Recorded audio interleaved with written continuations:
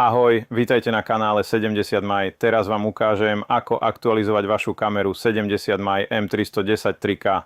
Stiahnite si aplikáciu, pripojte sa k nej alebo sa prihláste. Ako môžete vidieť, máme nové menu a okamžite získame informáciu, že je k dispozícii nová verzia firmwareu. Kliknite na to. Máme informácie o aktuálnej verzii a máme aj informáciu o tom, že je k dispozícii nová verzia. Môžeme tu vidieť aj číslo novej verzie. Často sa tu uvádza, čo sa zmenilo a čo je v aktualizácii nového.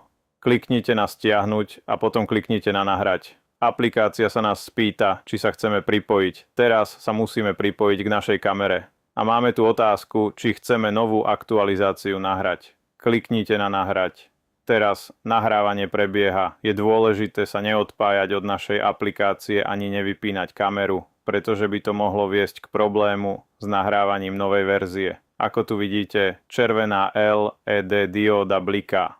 To znamená, že sa niečo deje a že proces prebieha. Po dokončení procesu dostanete správu, že aktualizácia bola úspešná. Teraz LED dióda prestala blikať a kamera sa čoskoro reštartuje.